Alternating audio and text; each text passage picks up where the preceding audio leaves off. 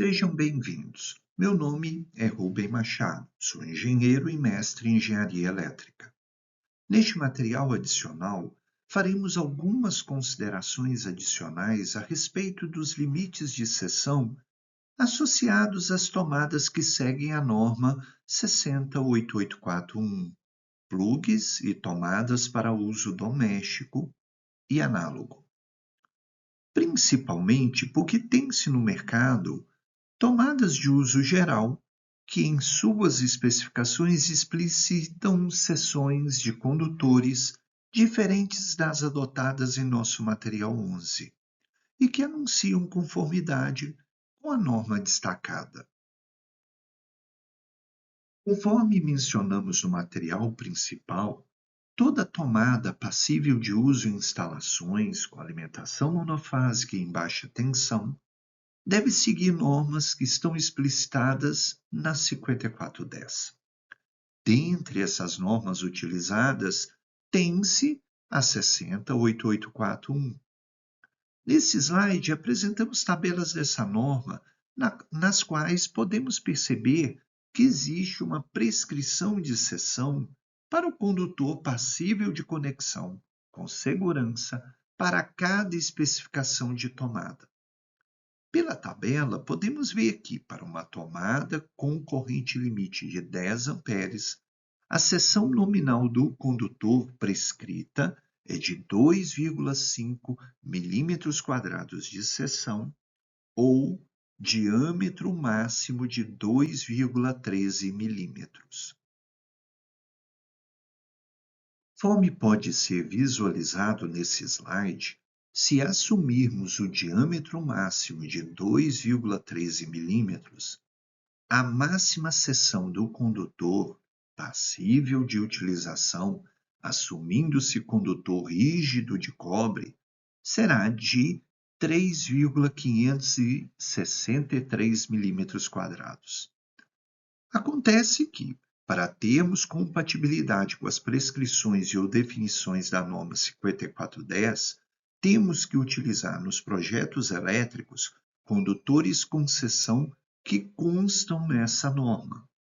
Nela, temos especificações que podem se utilizar de condutores com seção de 2,5 milímetros quadrados, que foi a utilizada nas considerações que fizemos no material 11 principal, e a seção imediatamente superior é a de 4 milímetros quadrados.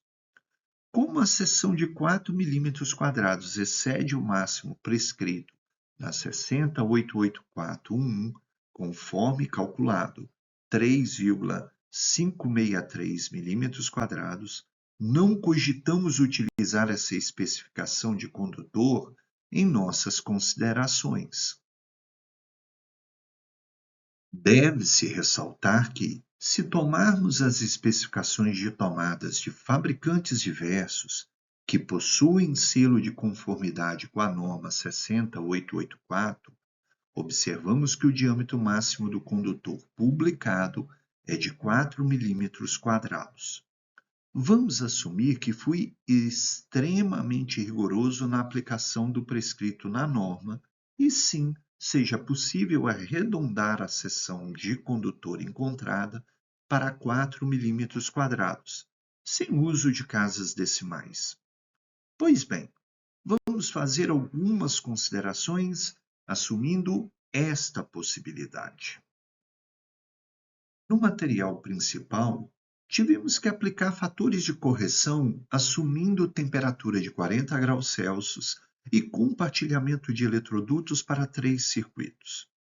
Por conta disso, vimos que, para um condutor com seção de 2,5 milímetros quadrados, cuja capacidade de condução de corrente é, para as condições definidas de uso, de 24 amperes, tivemos que limitar a corrente a 14,62 amperes.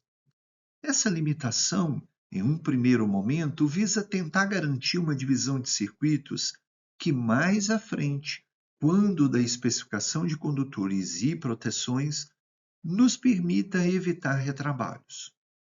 Sei que nesse momento de nossa sequência de materiais, essa afirmação pode ser difícil de entender, porém, mais adiante, isso ficará mais claro. Mas existe outro argumento que podemos entender neste momento.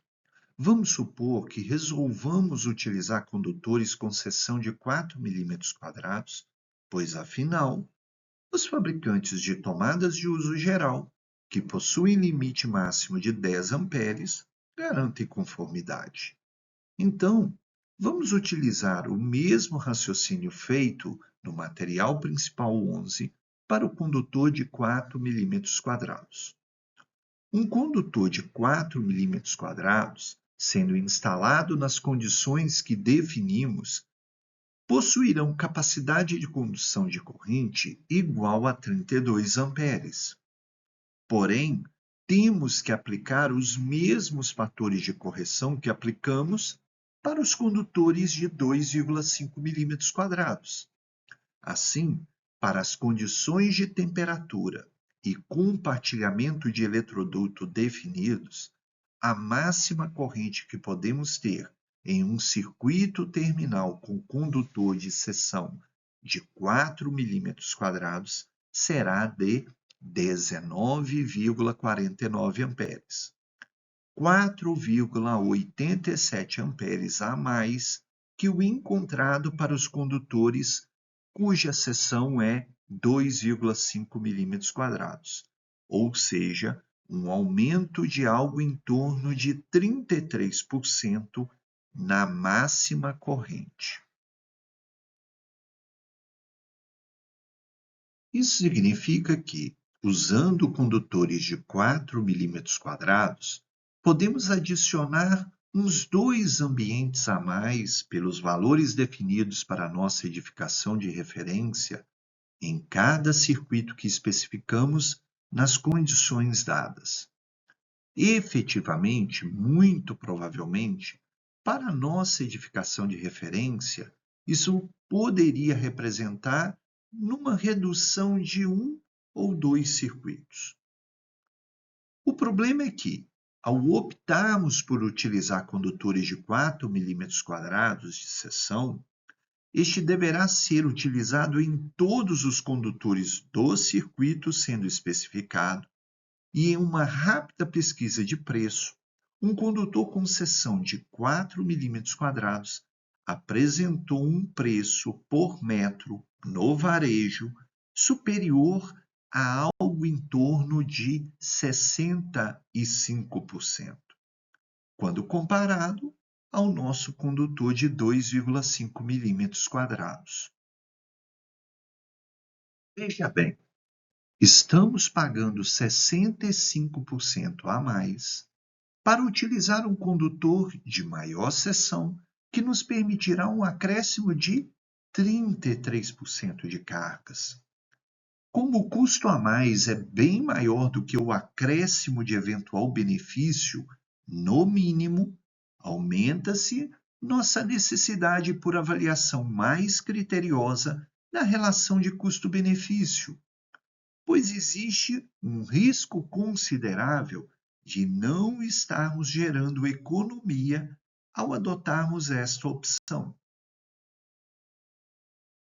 Ainda tem-se aqui que considerar o seguinte: primeiro, ainda estamos no início das especificações de nossa instalação e, neste momento, estamos apenas definindo um contexto para especificarmos os componentes mais adiante.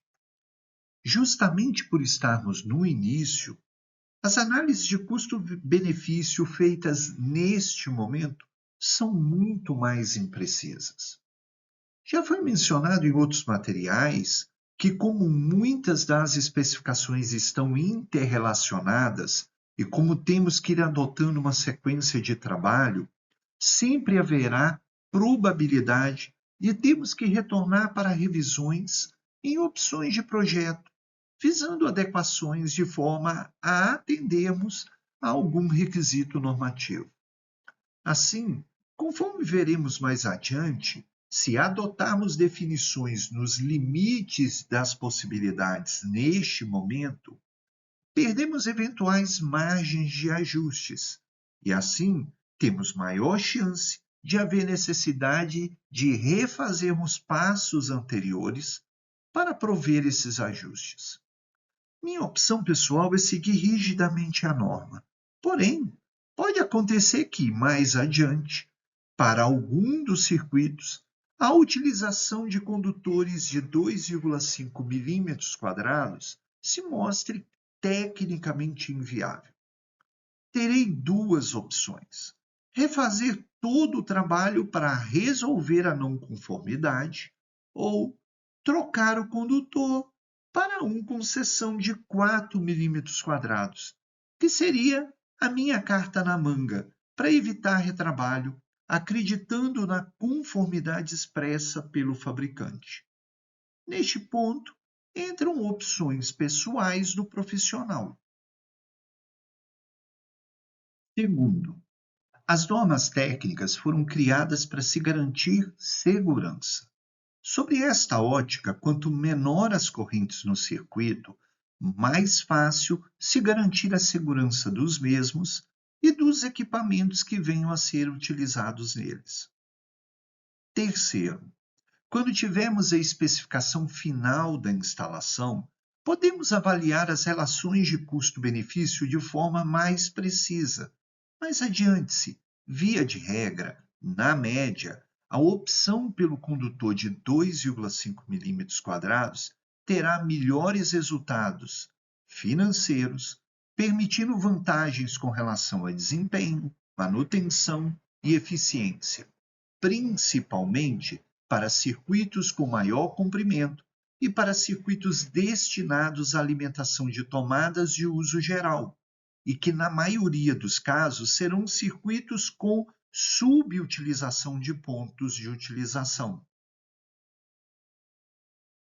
Ainda existem muitas variáveis que teremos que tratar e ajustes podem ser necessários. Dependendo da evolução de nossas especificações, até soluções mais radicais terão de ser adotadas. Por exemplo, uso de mais de um quadro de distribuição e mais de um circuito primário. Por exemplo, para circuitos muito longos. Conforme sempre deixamos bem claro, sempre procuraremos seguir rigidamente a norma, mesmo quando, às vezes, essas opções possam parecer exageradas. À medida que formos caminhando e consolidando as especificações, veremos que muitas delas fazem total sentido. Muito bem, vamos encerrar por aqui e, por hora, muito obrigado.